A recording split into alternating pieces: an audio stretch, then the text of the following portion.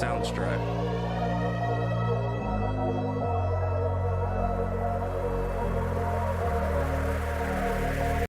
What's up? Welcome back. Another show, Thought Ops, episode number 10. I'm right. Oh, yeah, you remember. Yeah, I remember episode number 10. And we have a guest, because normally I'd be like, episode number 3 would be episode number 5. Yeah. But we have a guest this week. Have my man, the legend, the myth. But let me introduce my co-host first. Yeah. Eric. Yeah, EJ Bridge. You see all my credentials in the descriptions up top and all that. So. And I am Still Biz. You see everything up top. We have the man, the myth, the legend, the movie maker of Cleveland, Ohio, John which one? John Delson? No, you can call me by my stage name. okay, Johnny.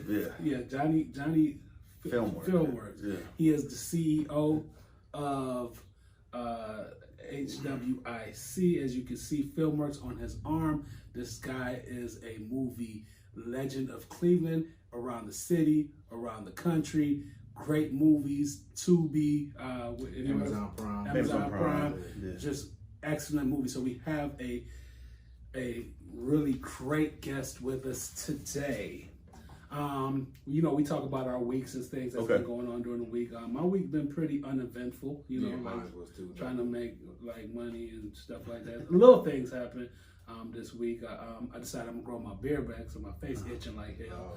Right now, I was wondering. I'm up here like, because you all get cut every week. I'm up here like, this is itchy. Yeah, I ain't want to say nothing, but yeah. I'm trying to grow my beard back, so keep trying. Yeah, I got the whole Anthony Hamilton thing with my beard. Like it grows very spaciously, like in spots. So it's kind of like get the Beijing. No, I'm good. Just keep it 100% natural with the beard. My week been pretty uneventful. I was reading that book that I'm probably gonna take forever to finish this book because I'm not liking it. It's called Jack. It's not really my type of book. I mean, it's fiction. See, when I read fiction, I don't really look to see what the book is about. I just see if it's a bestseller. And I'm like, well, if Oprah and Obama like this book, I'll probably like the book. Because there's an Oprah book club and an Obama book club. So I'm like, maybe this book is good. But the book is kind of, I ain't gonna say it's bad. It's just not my type of book. But yeah. Well, enjoy. Yeah. Go ahead. My week was uneventful. I didn't have nothing happen. Nothing memorable or nothing like that. Just working and staying out the way. Okay.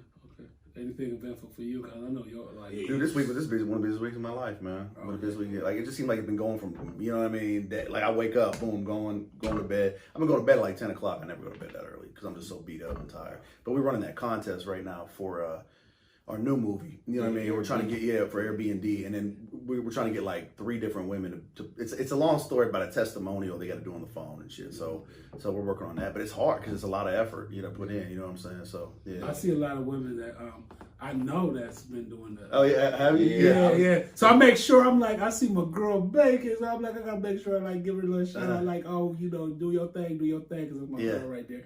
And if I see anybody that I know act, I send them that way. Oh, that's dope. I know that because I just saw Locked In, and I'm kind of locked in. That was a really good movie. That's dope, man. A really good movie. Love hearing that. How did you start? So my partner's my cousin. And we started making movies. I was 9, he was 12, and they had a camcorder. You know, man, for the young kids out there, look it up. You could Google a camcorder, VHS, and right, you know what it is. You guys know what it is, but I don't, you know what I mean. And and Dave, so he would literally edit on 2 VCRs. Like he would go pause, record. I mean, it was crazy as shit ever. So he had like time in his head. So I know that's why he edits now. Like, so we started making it when we were young. He kind of stuck with it. I kind of like abandoned it a little bit. He went into some music stuff, and so right around 08, end of 08, the market crashed. My real estate, I was doing some real estate. That crashed. I remember that. Yeah, I remember that. I remember you do real estate. You do real estate, and the market crashed, and everything was. It was impossible to flip houses, do all that shit. And so I went to him, and we were like, I remember when you bought your first house. Yeah, that's right. You helped me move. I think. Over in South Euclid. Yeah. I was just about to say South Euclid. South Euclid. Yep. So I went to his house, and we were like, man, he showed me this movie, and this guy he knew. So Dave connected with he got connected with Public Enemy with Chuck D and all that. Okay. He's a real big fan of theirs. He was doing their music videos for like their record label and all that other stuff.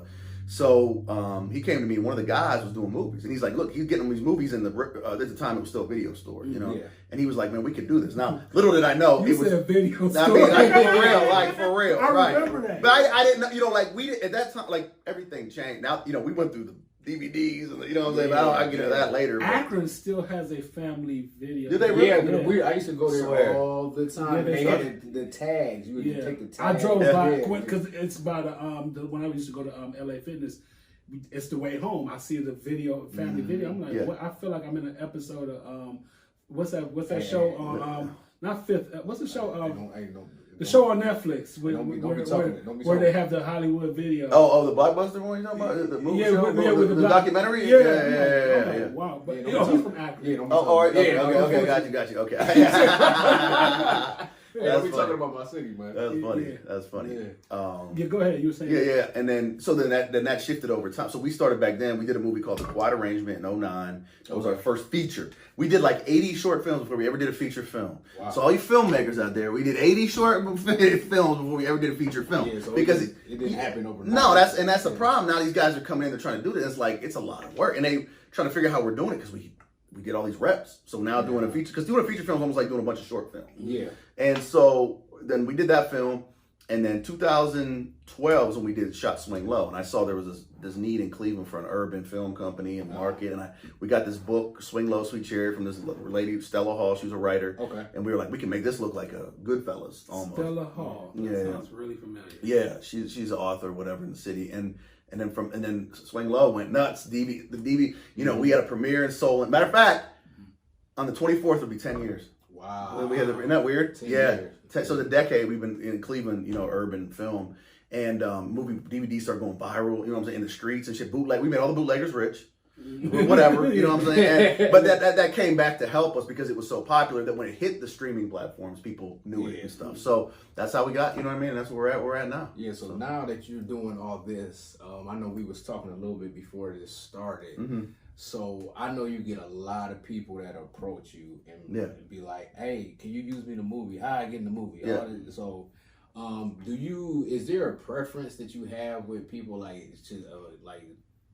should they have like some type of acting experience, or do you like fresh faces, you know, new people coming in and stuff like that? Well, if you look at it like this, I'm spending about just production, not marketing, about between $25,000 and $35,000 a movie. Okay. So I want people to come experienced. You know what I'm saying? Yeah. Because we're experienced. So it's like, and one of the hardest challenges with this business is the actor, it's the talent, because if they start doing too much now, their egos get too big, they're hard to deal with. Then you bring new people in, they're not experienced. And so it's been this weird, It's kind of like, not to cut you off. Yeah, no. But it's kind of like with acting, people that are actually trained have a different discipline than people. Yeah, and some people don't want to hear that. No. Some people don't want to hear that because they understand the idea, and they understand what the person is asking for. Right. So people a lot of people don't really because we have these things and we have social media and we have these things that make everybody think that they can do something. Exactly. They don't respect education. They don't respect because education is something that actually molds you to actually understand what you're doing. That gives you a more directional way to do things. And when you just jump in and you're not really trained, you're trying to learn as you're doing. And this man is paying $25,000. Right. And you think you can come in. So there's three things I look. It's always I call the Johnny Filmworks 3 pillars. Right. You got talent. The obvious, right? Can you act? I mean, that comes with, some people have, some people don't. The next one is reliability. You're going to show up on time. You got to know your lines. Are you going to be good? You know what I mean? Exactly. And then the third one would be like influence and popularity, because the more popular they are, the less marketing dollars I got to spend. Now, with that though, as we've gotten bigger, I don't have to rely on it as much because everybody knows us now. You know what I'm saying? So it's not as important. So your influence and popularity is there. Right, correct. Mm-hmm. So the real key is you brought up earlier. Theater actors, they're always the best because they had to go in that motherfucker, learn their lines. They can't fuck up on stage. They had to show up on time, right? Exactly. You got to show up on time. And they're definitely like they have a harder task because theater is harder than film. So then you get into film, it's like a piece of cake. I just got to show up on time and know my lines. And then you can stop. Right. You can stop because my niece does theater. And she loves theater. She loves the theater, but then I know she would love the film because she's like, oh, I can stop. Exactly. Because I swear I went to her show since she been going to Beaumont. Since she been a little tight going to Beaumont. And I swear it's only one time I ever noticeably noticed that she messed up a line. And I'm like, man, these theater actors, it's kind of weird, the difference. But when somebody's on screen though, and they're a really good actor or actress, you can really see it. So it shows. It's like you know who's a good actor. Let me see. So I know that you work a lot with urban films, right? Right, that's the niche, That's the niche that you work with urban films. But what I like about your films and what I like about what I've seen, especially in Locked In, it's not a stereotypical urban film. And it's important. I'm glad you don't really like put it to where like all these people are like this. But I know that. Do you find a connection though? Because I know that music, hip hop, R&B. Do you find that connection with the music? With the filming and things like that, like as far as like pop, like popular. Yeah, a little. I mean, kinda, and because now Tubi's almost become its own.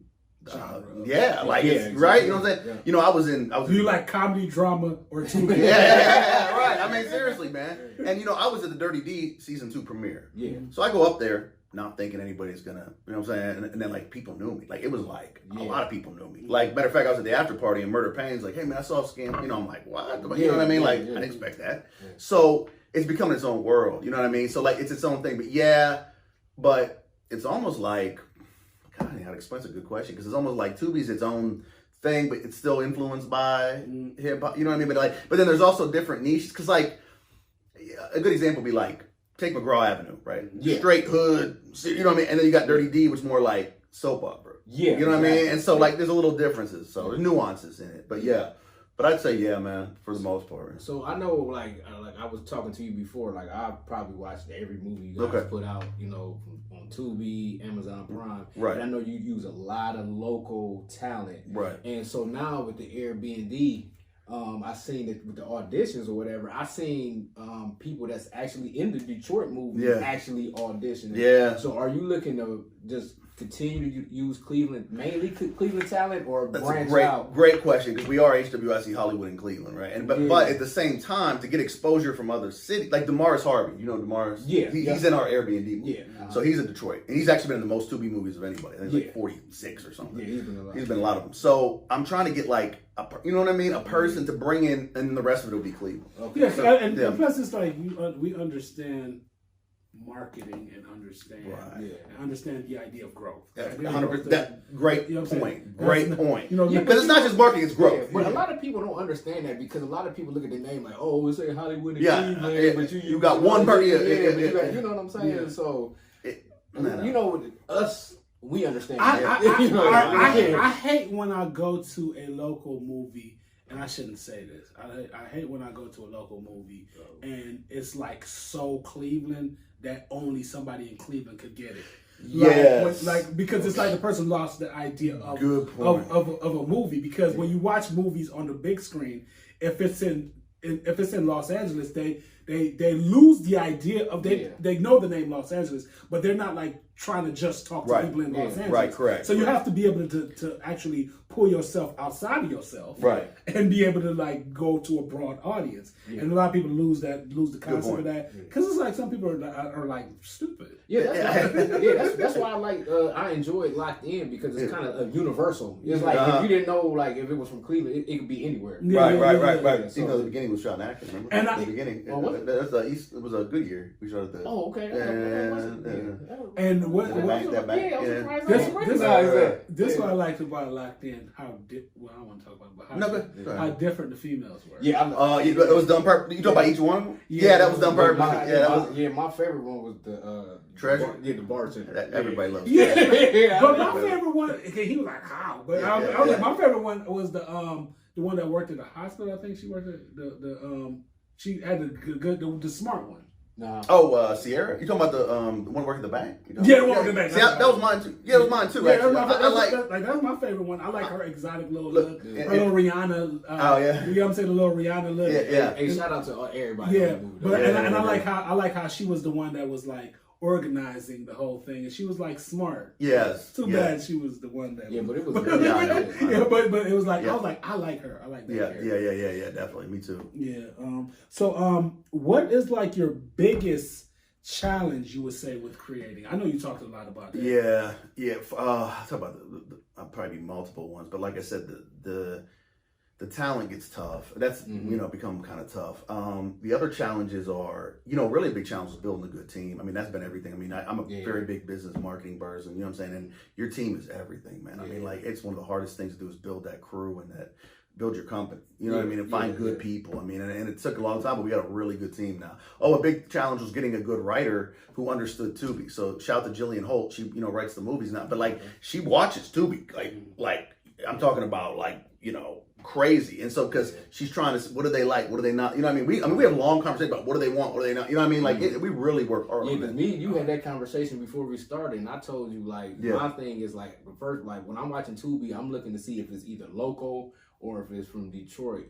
And then like my thing is how clear the movie is and the sound quality. Yeah. The sound quality means a lot. A lot to me. That's an indie film. But that's crazy because he likes that more than the acting, which is weird to me because you know me for a while, and you know that I'm like creative. I'm like I want to see the acting. I want the storyline. And I read a lot of books too, so I need that story. He like, no, I want to see like how if I can listen to it. If I can watch it. As an indie film producer, you picked up on something though. That sound, we always ask that, like, what's the most sounds the most important? Because if you don't have it, all the other shit don't matter. Yeah. So like, think about like one of those, and you shut the car door and the door doesn't slam. You know what I mean? It fucks your head up. You know what I mean? It's funny because I do watch local Jamaican films, right? Okay. And when I watch it, you're right. That's crazy because I just thought about it. When I watch local Jamaican films, if I can't hear it and the sound is bad, I'll cut it off. Yeah, exactly. I don't even care if it's good or not. And I noticed like they just got better cameras for this one I be watching, and they shouldn't have got better cameras because then I realized I see how everybody look and they not too. I'm sorry. I'm just playing for real. But I have another question that I want to ask you. But you kind of answered. How much of writing are you responsible for? Writing? Yeah. So when we get in, so me and Jill and then Dave and we'll get in and start coming up with ideas for they like this, like Scam Like. I knew there was Tubi had no scam movies at the time, and I'm like, we got it. So I'll come in. Okay, I see there's a void in the marketplace for this, so we do that. But then, as far as my writing, I only did Heights Girl 2, so that was it. And me and Dave together wrote those. Yeah, so as far shout out Heights. Yeah, right. Heights, yeah, I'm from the hood. I'm from the hood. I remember, I used to we had like a field trip to go to Cleveland Heights, and I used to stay for because I'm from the hood. It was a long time ago. I used to think everybody from Cleveland Heights was rich, but which wasn't the case. But they did have. But Cleveland Heights was. I remember back in the day, Cleveland Heights was in some magazine. Was that I think it was like Ebony magazine for one of the fastest growing metropolitan area in the city. Well, I've been adopted by Cleveland Heights. It's like a second home because I've been working there for like over 20 years. So. Oh yeah. You're from Akron, right? Mm-hmm. I'm sorry about that. What LeBron is from? We do this every time. What high school you go? I went to Bookville. Oh, okay. Yeah. My mom went to North. She actually grew up. Oh, okay. My mom. Yeah. See, there you go. Love having something. Okay. It was a question I wanted to ask you. I wrote down this question, and now that I'm reading it, it's kind of it's just crazy because it's like, why did I choose this? Go ahead and read it. I want to hear it. You want me to read it or you want me to just paraphrase it? Do. Okay, if I read it, I say, because it's very long. It say, we're now in a time where the woke movement has taken a lot of entertainment. It's taken over entertainment. Sure. I said, it is a very progressive move, but some may find it offensive depending on some social and political interests. Right. Do you see yourself trying to use your entertainment platform to capitalize of some of these issues or so have you, whatever they're called? Yeah. For us, not really. Because for us, it's really about that. We're so dedicated now. I have a thing of we call her LaTanya, and 36-year-old black female works at University High. We're doing it for them. You know what I mean? So if some of that becomes part of that, okay, you know what I mean? But we don't try to force it. We don't try to force it at all. But if something comes up, yes. Or capitalize. Or capitalize. Nah, none of that. Yeah. Why do I use the word capitalize? but it is about capital. We live in capitalist society. No, we do. And it's understandable. I was reading, I forgot what book I was reading, and it was talking about, of course, I read a lot of books. But they was talking about capitalism versus communism, and the author of the book, I don't remember what the book is called, he was talking about how people in communism are realer than people in capitalism. Ooh. Because we was talking about he said that because they don't want anything from you. You know what I'm saying? In capitalism, we it's always feel like we want something. So we're fake as hell. And he said we used to be talking to communists, they'd be like, and this, I think it was like post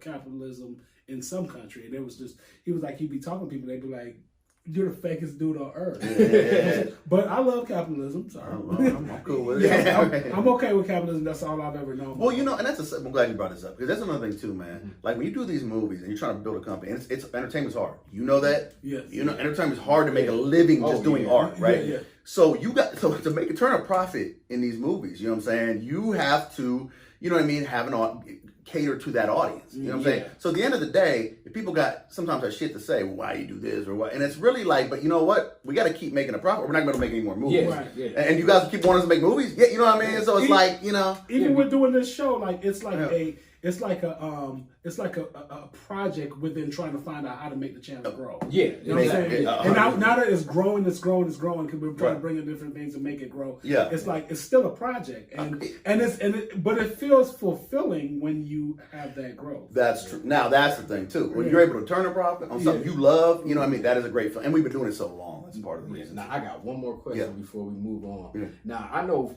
starting out, because I was like with me and him, especially with this channel and things that I do too. A lot of times, when you start off, you don't have that support, from people that you know and everything. So have you noticed that, once you got the ball rolling, everything started going your way, now all of a sudden, people is jumping in and want to support you or claim that they supported you? Funny. This girl hit me up the other day that I've known for years. I think I met a little bit after you, right? I've known her that long. She's like, we talk every once in a while. She's like, man, every time I see somebody now, I'm like, oh yeah, John, that's my boy, that's my dog, that's my friend. And it's like everybody, and then I know another thing too, people that used to, you follow, they wouldn't follow you, but now all of a sudden they're following you, and it's like, wait a second, where did this come from? Yeah. It's kind of funny because we was talking about that the other day, when we was talking about like, why do people want to do the show with me? Because you're not from Cleveland, right? Because I've treated people good the whole time I've been here. You know what I'm saying? Like, and some people like, I've treated them good. Even when people treat me bad, I don't treat them bad. I just don't fool with them. Yeah, that's it. You know what I'm saying? I just move on. That's right. It ain't gonna like you gonna hear, oh, you beefing with such and such. Right. I ain't got time for that. Nailed it. I ain't got time. You nailed that shit. That's exactly it, bro. Like, you just gotta make sure you treat people good. Exactly. Yeah. Just so you ain't gotta apologize later. Well, somebody was asking me talking about brand the other day, right? Your brand is like your reputation. What do people say about you when you're not around? You know what I'm saying? And like me and you've always been like, I treat everybody with respect. I make sure everybody gets paid. I treat everybody with respect. Right. And we talked about that. Yeah. We was talking about like everybody we talk to, and you don't know who we talk to. They always have good things to say about you. No. And that's the best thing ever. You know what I'm saying? To bring you on the show and talk to you, because I'm like, man, this dude is doing something big, and this dude is not full of himself. Well, even when you asked me, it was like, boom. Terrence, sure. Because of how you've been with me through you know what I'm saying? So it's like, I didn't think twice about it. So it's like, but if some other people, now you're popping, and then I'll be on my podcast, I don't even know you, and you don't really have any clout. So like, not to sound like a dick, but like, why would I do this interview when I got a million other things? You know what I mean? You know what I'm saying? So I don't get so much free time. So you know what I mean? I'm like, but like, but for you, it's like, because of the reputation. You know, I'm good. I'm glad to hear that. That made me. I'm just being honest. You know, man, you treat me good too. Yeah, remember to clean up after you. It was a joke. Now we do this thing every week, and we've got to say allegedly we talk about different things that's going on in popular culture.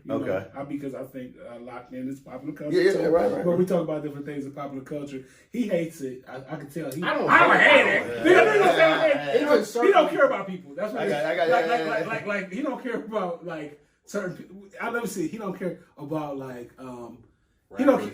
Rappers. But he relate everything back to rapper. Okay, the first topic. Okay.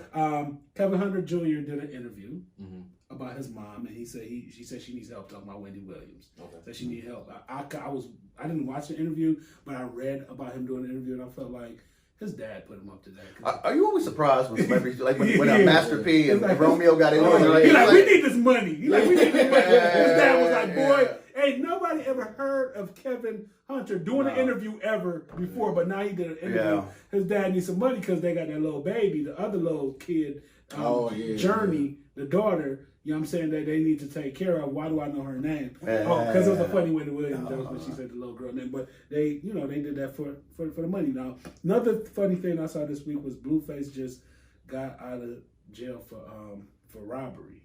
Man, Blueface been all over the news for everything. What's funny? I know he got so much stuff going on. I don't even know. Like, it's just and he being if his marketing team is doing that, then maybe not a bad idea. But I don't know. I mean, he's staying relevant. He stays relevant. He got his other baby mama now in his. That's his sidekick now. His other baby mama.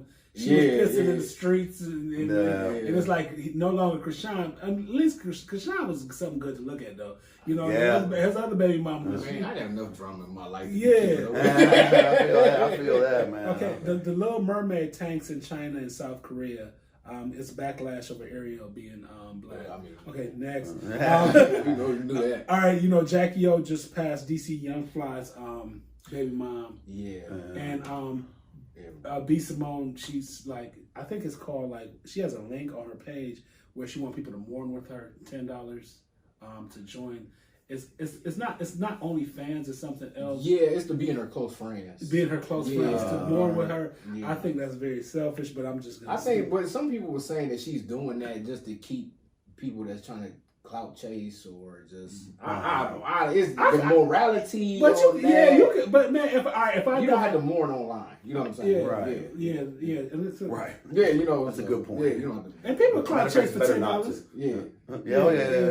Okay, and this is funny. Kelis, y'all remember Kelis? Oh yeah. Nas's ex-wife, beautiful Kelis. Milkshake. Now she's with Bill Murray.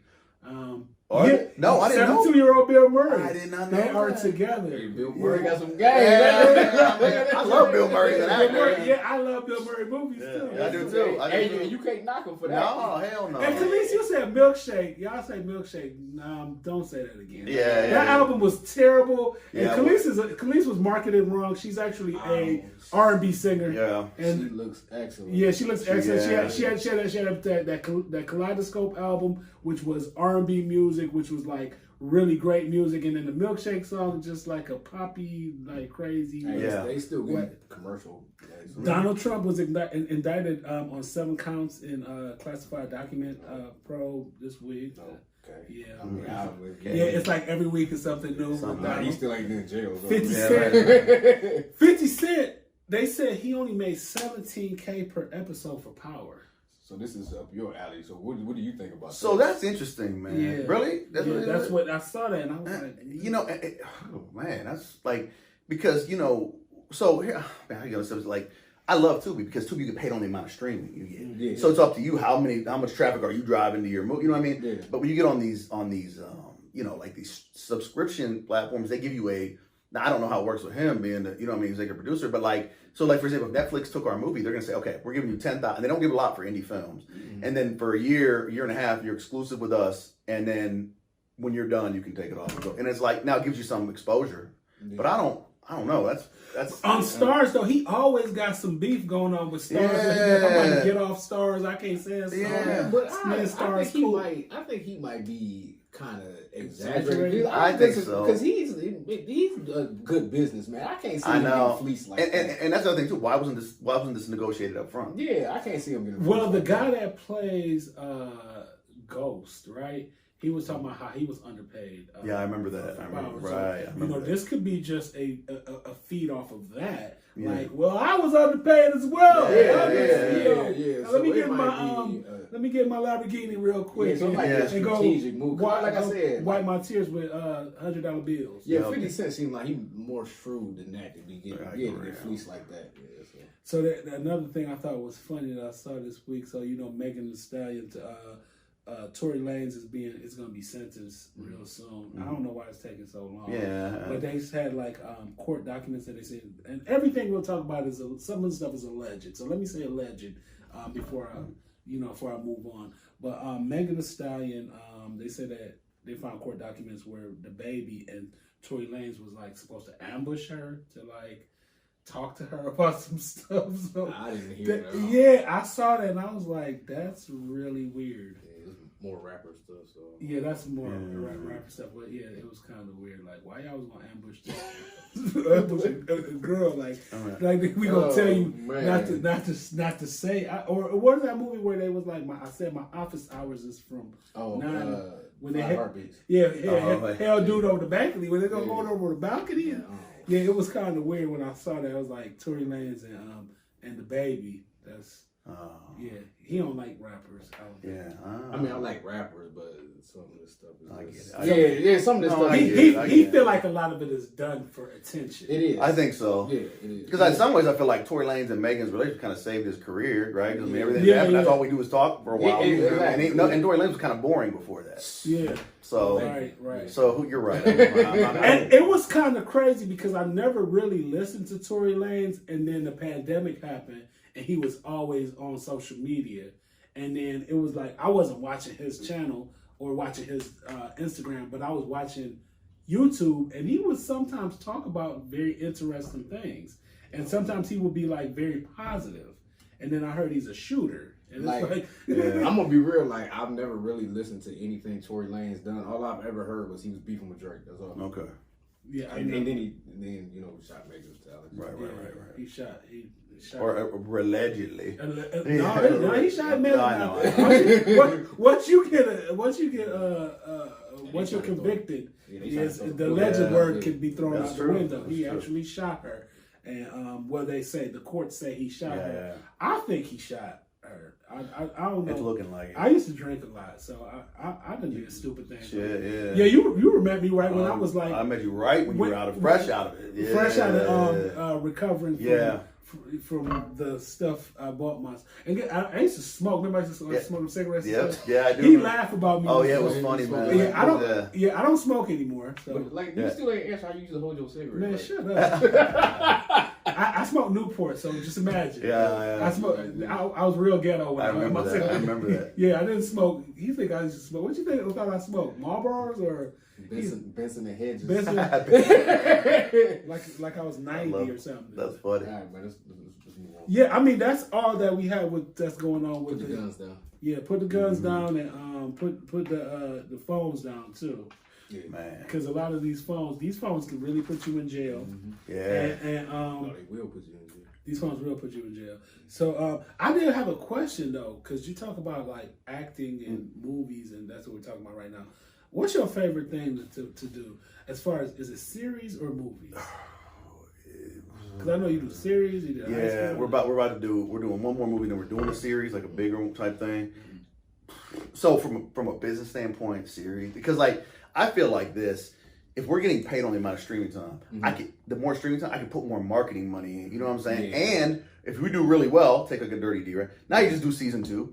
Season 3, and now you have this asset that you can just keep building on. So that's how I see it. But movies are nice too because they're shorter. You know what I mean? You could go in and boom, you're done. You know. Yeah. So because we're working with the lake. Okay. Oh, you guys working with? Yeah, working with the lake. I'm the first person on season 2. Oh, you really? Oh, really? And it's funny because I did not want to act, and then I get like all these people like. It's funny when. People know you that you don't know that know you. Yeah. Okay. You know what I'm saying? Like people like I was like people like hit me up on social media. Don't know these people, but like why did they do that to you on the lick? And I'm like, no, somebody hit me up and said, why did they play you like that? And I'm like, I don't even know this person. It was some dude like random on Instagram. And then I'm like I'm about to block dude, and he was like, I'm talking about the lick. I'm like, I don't even know this dude. And that's how it was because I got a small part in there too. Okay. And it's like when people start recognizing you from the lick, y'all expanded my part, right? Because he keeps saying it. I write. Too. Oh, okay. Do you write the lick or do you? I write some. Okay. Got you. Hopefully they expand. You know what was nice for me was being behind the scenes. Like nobody up until. Scam like they locked in. People didn't really. They knew what people in the industry knew who I was, but now it kind of got out. You know what I mean? And so now when I go, because I kind of like the being behind. You know what I mean? But now they start because they know who to go to get roles. Because you start after a while they ask the actors like, look, I want to get more roles. Right. Then they realize, oh shit, it's something. You know what I mean? Right. So that lasts as long as it could, but you got to deal with that shit. Oh my god. Yeah. Some people love the attention, but sometimes the attention weird me. Yeah. You know what? People you don't know. You know what's tough too is everybody wants we live in the social media age. So when there's a brand, everyone wants to know the person behind the brand, right? Like we like that with like fucking nowadays Coca-Cola. You know, who the fuck is behind it? You know what I mean? We're just like that. So I have no choice. You got to do it. You know. Right. So how do you like writing for that? I mean, I like writing. Period. Well, I knew, but I meant like screenwriting. I like that more. Do you? Yeah. Okay. Write books. That's cool, man. You know, like I like reading too. So yeah. And reading and writing because it goes hand in hand. Sure. And when you read a lot. It's kind of like I want to like really just have like a really sit down talk with you about this joking about me reading. But I just think that it's a form of therapy too. Yeah, it 100% art, right? It's art, so it's a form of therapy. So you like it makes you feel good. Like if you write something, you're like, oh my god, I really, you know, like I really got to put an expression on paper. Right. On something that's in my mind that's just a creative thought. Yeah. You know what I'm saying? So I like that. And I know you because you were a business major, right? No, marketing. Well, no, communications. Remember we both. Yeah, we both. Yeah, we both. Yeah. Which goes into all this shit anyway. The arts anyway. I remember I took a lot of theater classes. Mm-hmm. No, I took 3 theater classes. You forget I write too. I wrote a book too. Oh yeah, but your dog writing reading so much. I wrote a poetry book. Yeah, I wrote a poetry book. It's right over there. He has a copy. And it's right over there. And I don't even know where my copy is. I like threw it away, but it's right over there. No, it's on my bookshelf. I gotta blow it off. Yeah, but reading and writing is just it's a great thing. Now, how do you like seeing when it gets on the screen? You know, you see a scene. I like seeing the scene, and then I'll be like smiling when I see it. Okay. If they do it correctly. Well, there's that too. Yeah, I know. And then it's like I'm not the only writer, so it's kind of right. Certain scenes on there, and it's like who even does the lick? I don't even know. Rick Walker. Okay, I don't know. Great guy. Good dude. Yeah. Excellent guy. It's been the best working with him. Okay. You know what I'm saying? Because it's other people in the city that do it. And that's and that was one of my questions. Okay, because one of my questions was like, how do you feel about working with other creatives, and are you extending any help or collaboration with any other creators? Creatives. Yeah. Okay, so. So what I'm seeing now is this is actually an important question because like what I'm seeing now is we can only pump my main team. So my main because I built the Voltron now. You know what I'm saying? Mm-hmm. Of team, but the problem is we can only do as much we can do, right? Because you got to be there shooting it. So I am trying to start figuring out other filmmakers stuff but I also want to put our systems, our operate, because it's so important, your systems and processes, your operations, of your production. You know what I'm saying? So we have like a project management software called Basecamp, and we go in and it's all there. They say you got to do this first, you know what I mean? And I want to take other companies, you know what I'm saying, that have their shit together already. They got to prove, you know what I'm saying, and then try to start me, from executive producer Johnny Filmworks, blah blah blah, and it'll be written. Now I still don't. From a writing standpoint, I still don't trust anybody but Jill to write because we do things a certain way. Mm-hmm. So that's like getting into the weeds. But when you think about it, we have a certain amount of locations. We have a certain amount. We have to be good for Tubi. Because everybody comes back. I had a dude. I had a messenger today. This dude goes, man, I was wondering, man, if I could sell you my ideas for a movie. Like, bro, come on, man. Yeah, it's kind of fuck do you thinking? Yeah, you know what I mean. It's kind of like you already have your system and how it's set up and what's working, and it's been working. So you want to hit a wall before you do something like that. Correct. Hit a constraint, and then now how do we keep? Because the key is really to make the money is to keep pumping shit out, right? Yeah. So we got to keep pumping shit out, and you can only do so much as one team and one production team. So you need multiple. You know what I'm saying? So that's how I'm trying to build the whole thing, and then because if you think about it. I mean, the lick and, of course we got more than that, but there's not many Cleveland. I mean, it's all Detroit mostly, right? For the majority of it. So seeing that, now I got to figure out how can I create other team, this is us. Now I got, to get as much out as we can. Yeah. So that's where I'm at right now. But I mean, that's easier said than done. I mean, as you learn, see, that was the other thing too. We did Swing Low and everybody tried to start making movies. Remember that? I remember. And they were failing miserably. I mean, they didn't realize how hard it was because it's those systems and it's that behind the scenes. You know what I'm saying? I've worked personally with different people trying to do it, and I think that you're right to a certain extent, but I think that a lot of people are not able to bring their ideas together. Oh, you mean like you talking about like from the stories? You mean or like it's a lot of egos when people yes do stuff like that. And they're like, and then people would like try to like use people too. Yes. To like and they're not really like paying enough to use people. But that's all entertainment. When it comes to entertainment, but a lot of times, a lot of times, like seeing it personally, a lot of times you see it and you be like, it's not that they don't know. It's not that they don't have the idea of what they want to do. It's just that they don't know how to do it because it's too much. Because because a lot of people like so psychologically messed up anyway because they still dealing with their childhood and trauma trauma. So they don't know how to work with other people. Right. Like, okay, when you're writing a script's a blueprint. You don't always follow it exactly. You get a writer who got a big ego, then you got to follow that to a T. You know what I mean? It's like, bro, no, we don't. You know what I mean? Like, not at all. You know what I mean? But they think that. Because sometimes the best part of a script is the mistakes that somebody made. 100%. Or how they changed or the improv. Right. How they changed it. Right. You're like, dang, that was like way better than what I wrote. Right, you know right. I was like, wait. Because sometimes you'll write something and somebody start reading it and you'll be like, she doesn't sound right saying it like that. Yes. But that's how I saw her saying it in my head. So we need to change it or have her change it. Or when you're writing who you're casting, you think it would be like a 5'10", dark-skinned black dude, and then ends up being like an Asian dude. And you're like, whoa, I wouldn't have seen that, but that's pretty cool. You know what I mean? Yeah. You know, but now you got some people that like, and I'll shout him out on here, Hakeem Sharif, who sometimes changes it too much. So you know what I'm saying? You already know. But he good though. No, he's dope. He's dope. But I'm just making a point. Some people will actually change a lot. So it's like, it's a happy meet, you know what I mean? And sometimes, like, now it's a good thing, right? Yeah, but it just depends. But he has the experience, though. Sure. I've seen him do it. Yeah. So y'all ready for your little four? I say your little four, like it ain't mine too. The 4 questions. Is it right here? No, I need. Oh, you didn't write them out yet? I wrote them down, but I didn't write the numbers down. Man. Oh my God, this dude is the worst person ever worked with. Sorry you had to see this. That's all right, man. Do you see any stage stuff in your future though? Like, nah, you know what doesn't appeal to me, man. Like, it's because we're so film oriented. I just don't see much stage. You know, one thing though, I'll make a point while he's doing that. One thing I think is so underrated in film is nobody ever like, think about this. Growing up, right? Because me and you were on the same age, so you remember this, right? We never knew who the fuck edited films. And the editing is so important, and we don't even know any editors. You're right. And everything like that, like, I don't know any. Never knew any editors. The reason I asked you stage, do you remember back in the day? This is funny because this is the first person, your ex-girlfriend. Gabby Hatchett, ex-girlfriend.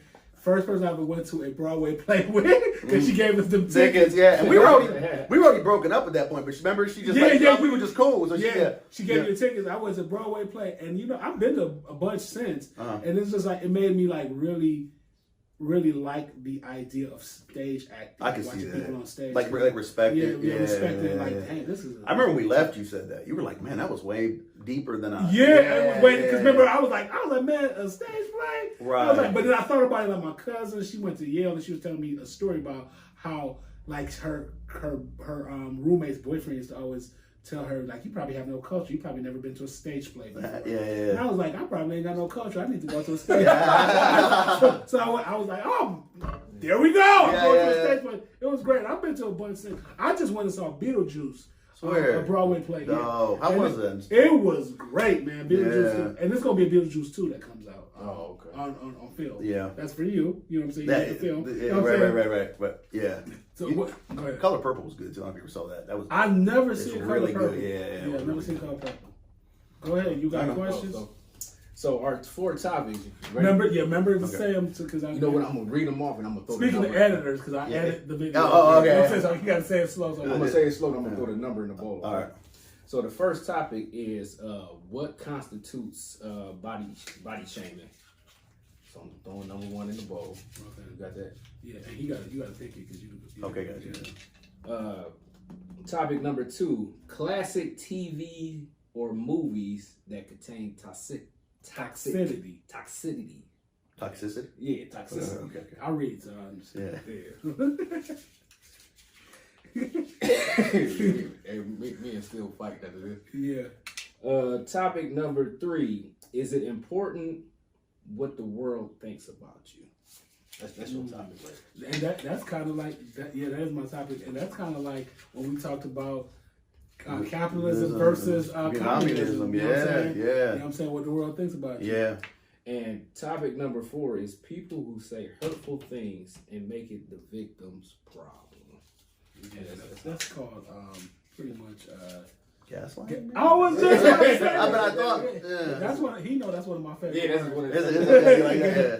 So, All right, so mix them up. All right, go ahead. Go mix them up. Still be cheating. Okay. Whatever. Right here. Okay. Number 3. Number 3. Okay, is it important what the world thinks about Oh, that's a great one. That's one I want right now. So just talk about it? Yeah, go ahead. Yeah. Okay, I'll start. If you go ahead. Well, I think that it's important what you think about yourself, right? And then it is important what the world thinks about you because I believe in energy and I believe in spirituality and I believe in destiny. And I think that when you treat people good things come back to you. Yeah. You know what I'm saying? Now, you shouldn't be overly concerned because sometimes a lot of people come with social mishaps to who they are because of things that happened to them before, and that ain't for you to care. Like, you know what I'm saying? Like, you don't have to like overly be a people pleaser. Yeah. You know what I'm saying? But be good to people. Be kind. You know what I'm saying? Sometimes it is important what the world think about you because it benefits you. You know what I'm saying? Like we were just talking about. Like being on here, you know what I mean? Like, yeah. I mean, that's not the world, but you know what I'm saying? But it's a part of the world. Part of the world, We yeah. are a part of the world. Yeah. Go ahead. So for me, I'll take it from a business approach here because if you think about everything in 2023 is polarizing now, right? Yeah. So it's like you're on this side, you know, like you're whatever, Democrat, Republican, you know, blah, blah. You know what I mean? Men and women right now, they hate each other. Yeah. You know what I'm saying? Like they absolutely hate each right. other. Yeah. So I think what's most important is if you're in business is you want your need, like in some ways it's good to be that way because I'm on your side. You know what I'm saying? Yeah. And you're on this side. You know what I'm saying? So it matters when you say world, it's that niche that is like, what do they think about you? Like, do they think you're a good person? You know what I mean? But everybody else may not, right? Yeah. You know what I'm saying? So, do you get what I mean? Like, that's weird because like the whole world isn't going to always view you the same way. Yeah, You know what I mean? exactly. That is so deep. Yeah, That is you so, know what I mean? That's so real because it's like people would hate you and then it'd be like people that would love you too. Right. Because of their experiences with you. I read like that book that I was telling you that I read. This book is called Surrounded by Idiots. Okay. The book is about, in the book it talks about like when you were younger and you were a child and you met your friends. Okay. And everybody else was stupid. Like when you were a kid, Yeah. the book talks about because you met people with your same personality. Wow. So it makes everybody else Yeah. that were stupid. And guess what? They were with their friends look at you like you were stupid too. Yeah. Because how can you guys think like this? Right. Because there are people that are like very comedic people that are like people pleasing. Yeah. There are people that are like don't care what people think about them. Right. There are people that are like motivated by success, so they just stick with certain Yeah. things. Yeah. And those people like would be with each other. We all have different degrees of these personalities. Yeah. Because it was like a red, green, yellow, and blue. You gotta read the book. It's right about idiots. Yeah. But that's a good one. This is the perfect example, but you got me thinking. So like this would be an example, right? We do films with about 90% predominantly black actors, right? Yeah. So there might be some Asian white people out there looking at me like, why is he doing it? Well, fuck them. I don't care what they think. You know what I'm saying? Because we do black film. You know what I'm saying? So like, you know what I mean? Like, I don't care what they think because they're not going to watch my movies any goddamn. Yeah. You know what I mean? Right. So it's like, you get what I mean? So I care more about people that care about what I'm doing. Does that make sense? It makes sense. Not that I'm hating on her, so fuck you, but you know what I'm saying? Yeah. But if they're like, well, why does he do that? And then, fuck him for doing that. Well, I don't care. Yeah. Not what I do. Because what we are in this world, as far as color, as far as different things, it means so much. Yeah, and then when I read that whole thing about Little Mermaid did tanks in China and South Korea, you know what's funny about that? A lot of those people probably never met a black person. But they follow the culture though. Huh? But they follow the culture. You know, like the rap culture. You know what I'm saying? Do you ever see them dressed? And I'm not talking about all of them. Yeah, right. The ones that care. The ones Right. that care. And it's funny. And some people do follow certain cultures because they feel like they feel like that's a part of their entertainment. They could shut it off. Right. You know what I'm saying? They could shut it off. But I just think that like sometimes, you know, I grew up in the inner city. For example, like let me tell you something crazy. For example, I grew up in the inner city in Cleveland, and when I first came from Jamaica, I never met a white person in my life. I saw them like on TV. Okay. Because I never went to the beach much when I was a little kid to see tourists and stuff. Okay. First time I met a white person was I came to Cleveland, moved to Cleveland. Yeah. I had a principal. I was a good student. I had a principal that was a white principal. I remember his name, Mr. Stuckle. I remember this principal's name. And the teacher sent me to go to the office because the kid was being bad. It was a white kid. And the teacher told me to tell on him what he was doing, all this stuff. And I told him, and the principal closed the door and told me I would never be anything in life. And that young boy is going to be my boss. And then, and he's going to be, and I'm going to work for him. I'm never going to be anything in life. Then my mother, because, you know, he didn't know I had parents. Right. You know what I'm saying? This principal, you know what I'm saying, sent me home, and my mother talked to the teacher. I remember her name is Gore. She's a black teacher. And being that young, I think I was 8. No, I was 9 or 10. I was 9. Being that young, and that was my first experience with white people because I grew up in the inner city. Yeah. It made me not like white people. Even though my mother told me not to. One incident made me like not, and it made me feel a certain type of way about white people. Yeah. Then life comes on, and then I'm around different white people, you know what I'm saying? That aren't like, because you didn't see me with my white friends out before. Yeah, I did. Because like, they were like white. Like, straight balls. Like, he was like, what are you doing? He was like, Tim, what are you doing? I was like, I was going to ask your girlfriend the same thing. But it's kind of like, I just grew in life to realize that a lot of that stuff is just a malfunctioning way of teaching. You know what I'm saying? That stuff means so much. Right. You know what I'm saying? And a lot of people gonna watch this and gonna be like, because Dr. Umar gonna watch this and be like, what is he talking about? You know what I'm saying? But I think that it's a psychological thing. I think that our psychology teaches us this whole thing about why do we put people in categories? We put people in categories. It all comes from, I mean, it's a long story and it's a long conversation. Yeah. It came from the distribution of money, you know what I'm saying? Then there's things that happen. All the other, you know what I'm saying? Segregation, oppression, slavery, all those things. All those things have a psychological base on all of us. You know what I'm saying? Go ahead.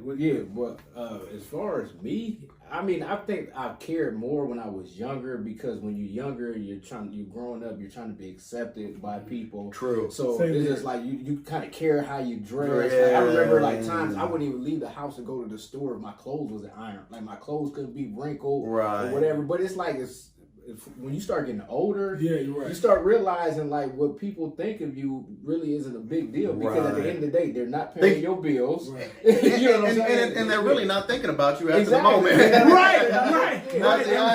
Because people are so selfish. That's what I learned. That you would think that they are thinking about you, but guess what they're thinking about? They are thinking about their self. Because that is the most important thing to everybody on earth. And then a lot of times as you get older, that acceptance and you want to be accepted goes out the window because you're more comfortable in who you are. You know, you're more mature. That's You've had more experiences with things or whatever. So, I mean, being a good person, you always want to be a good person to hear people say good things about you and, not, cross people over or whatever. I mean, that aspect or whatever. But as far as the other stuff, like I truly. But a lot of times their personal shit is gonna make you say something bad about you. You didn't even, you know what I mean? Yeah, a lot of that goes back to what you said, which was great. A lot of that goes back to how you think about how you feel about yourself. That's it, 100%. You know what I'm saying? Because it's like, how do you feel? Like when I go to bed at night, I'll be like, how do Terrence feel about Terrence? Mm-hmm. I can't be around a friend, a fraternity brother, a sister, a mother,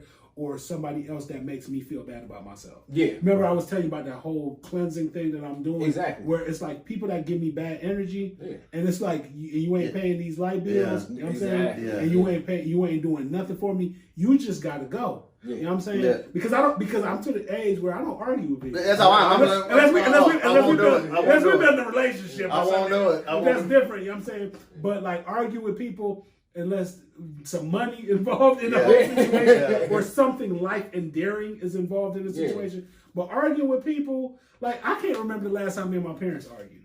Right. Yeah. I can't remember the last time we had an argument like because I'm doing what I'm supposed to be doing anyway, and I'll go see my parents all the time. Right. You know what I'm saying? We take care of each other emotionally. Right. You know what I'm saying? And it's kind of like, those are the relationships that you want. You know what I'm saying? And they're not here forever. You know what I'm saying? Exactly. And your friends be like I be thinking like, this is my thing. When people want to argue about stuff, I be feeling like, and I'm gonna let y'all go, but people want to argue about stuff, I be feeling like, man, do y'all know that people die? Do y'all know that people go through stuff? Y'all know, and when I'm arguing about nonsense, you know what I'm saying? This other stuff is gonna come. You know what I'm saying? The worst are like the who's better, bird or magic type shit. Yeah, you argue for hours, and it's like it's still an opinion. But that's another thing. Right. But you have a lot of, you're like me, you have a lot of different race friends. You know what I'm saying? Like, I don't know if you're like that too. But when you have that, that's when racism gets weird, because you're looking at the people you like, and it's all about the energy of the people, right? And then you're like, wow, we really do judge. That's weird. You know what I mean? Like, there's always white people I don't like, and white people I do like. You know what I mean? And then you ain't like none of my white friends when you said it. You was like, this man's been rich, right? Yeah. I remember you. A lot of them moved, like my friend Dan. Like he moved to he's a lawyer now. He moved to Canada. He was originally from Canada. Wow. Yeah, he was originally from Canada anyway, so he moved to Canada. Like I see him out, and I'm with like, my street dudes. He's with a bunch of white people. I'm like, this is weird. How you doing, Terrence? They're like, how do you know him? Yeah. I know him. Yeah. Go ahead. Yeah, I say more so than the outside world. I would say that the only person that I'm really concerned about how they view me is my son. Okay. Because because I'm an example. So right. I mean, his opinion and how he sees me is really the only thing that really counts and what validates me.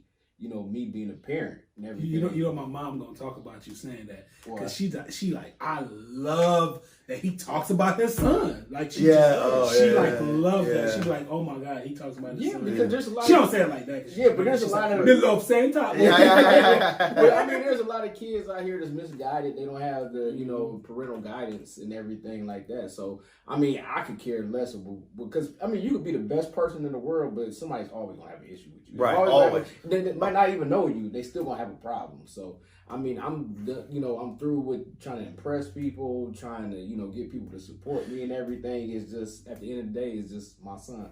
Yeah, I agree with you. Like, I could care less. Oh my God!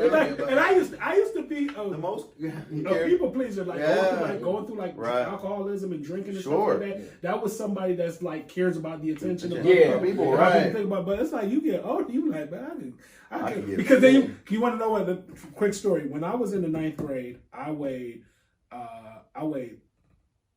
350, 60 pounds. I've posted a picture before. By the end of 10th grade, I weighed 65, 175 pounds. The same people that treated me bad was the same people that started treating me good, right? But you want to know what I realized about the people that I got popular and hanging with?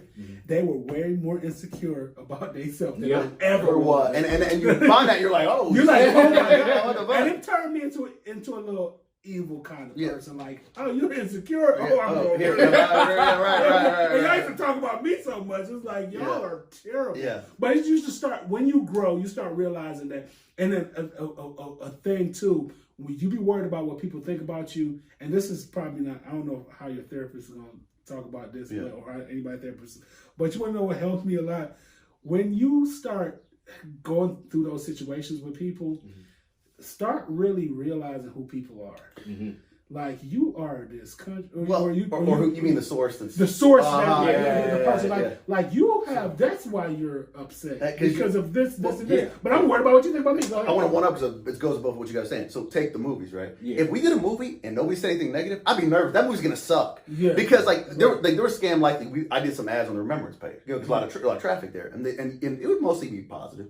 You get like 10%. This chick puts now first the positive ones would be fire emojis. Good job. I love that movie. Yeah. This chick writes a whole paragraph and it says, "No shade," and then immediately goes into shade. And she's like, "This movie," she goes, that movie was fucking terrible. And we need to tell them how to act because they can't act right. So what was funny about it, she wrote this whole paragraph. And I'm like, if you don't like something, you just ignore it. So for you to write all that, you have a personal, so weirdest thing ever. Now remember, this page is men and women. Yeah. There were 29 likes on her comment and it was all women.